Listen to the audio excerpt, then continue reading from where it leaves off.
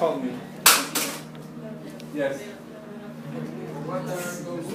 What? Supposedly they're gonna have some small water as they older they are, so we can use them. We can use them.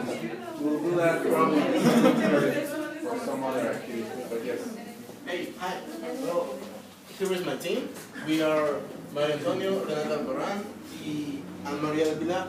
And guess what are we gonna talk about? Anybody?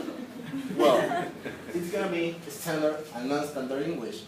And it's a very important topic because here in Mexico, we are talking Spanish, but if we go to Chile and they talk Spanish, they talk Spanish too. But we won't understand anything that they talk about because they have really a lot of dialects.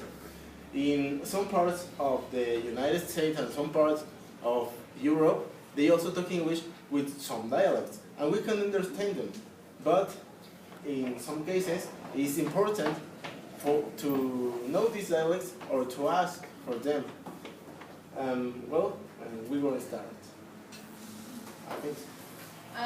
First, the difference between standard and non-standard. As everyone has just talked about it, standard English is a variety of language that is taught in school. It's more like used in media and politicians, and more like formal, and it's more prestigious. Yes. Rather than in non-standard, which is more open, flexible, and less prestigious. Well, one of the most interesting characteristics of the language is that it can have several differences between countries who speak it. And even in the same country, we can find that we call dialects which are words or expression only used in that region. Like in the UK, the United Kingdom, they call the coffee with milk white coffee. And what are you going to do if they offer you white coffee? Yeah, why not? And well, this is not that amazing. Another thing that we have seen a lot is that in the British English, they call the crosswalks zebra walks, and we call them like that in every kind of English. But the expression is originally from the British English. Other expression used in Australia is bloke. You can say, hey, he's fuzzy, he's a real cool bloke, to refer like a very informal way to a guy, to a person. So bloke is guy? Guy. Guy. Like dude? Or Dude. Guy. Something like that. Well, these are more examples.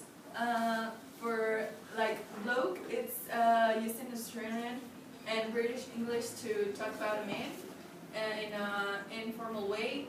Fag end is referred to as cigarette filter.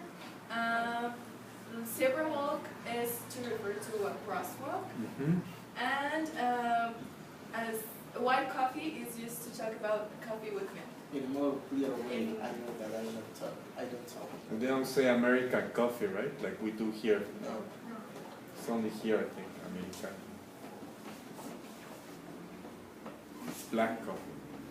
Well, as I said before, it's important to notice this difference.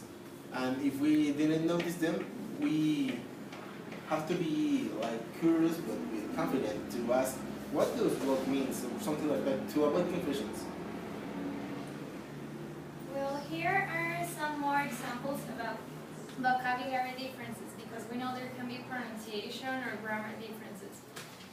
These are differences between British and the American dialect. For example, in the UK they say block of flats, while in the United States they say apartment building, car park, parking lot, chemist shop, and they say pharmacy or drugstore, the cinema, the movies. So, as we can see, if we learn standard English, it will be easier for us to understand all of the dialects because they use different words but with similar meanings because they're trying to express the same thing. So it's important to know the standard English to understand the whole vocabulary, like in general. Great. Thank you. Number 8. Yeah.